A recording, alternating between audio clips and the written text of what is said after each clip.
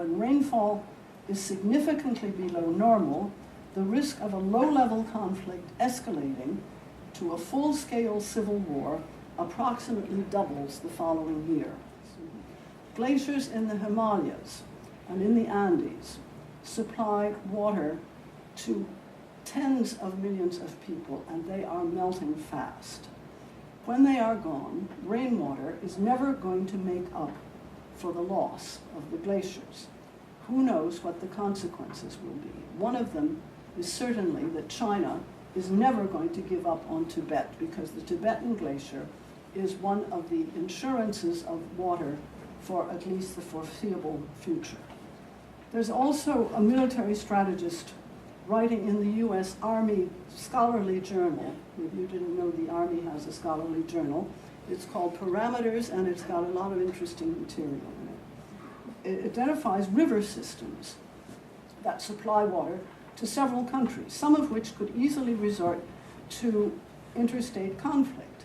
The Nile flows through 9 countries, and Egypt long ago served notice on all the other states that it would consider as an act of war any interference with the flow of the Nile. But if you are tempted to vote for one of them in 2016, you will necessarily find yourself with a climate denialist. I use the term denialist on purpose instead of skeptic or some other word like that, because it's usually reserved for the Holocaust, and with climate change, we could be facing a human destruction even greater than that the Nazis caused against specifically chosen groups, the Jews, the homosexuals, the gypsies, and so on. One extra snowflake, exactly the same as the millions that fell before, is going to set off the avalanche.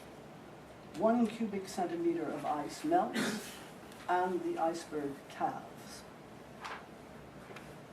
And I'm tempted to say, although I can't prove this, that one more fish dies because some seemingly insignificant element of the ecosystem that keeps that fish alive disappears, or one fishing boat one day takes too many fish and the entire species is wiped out.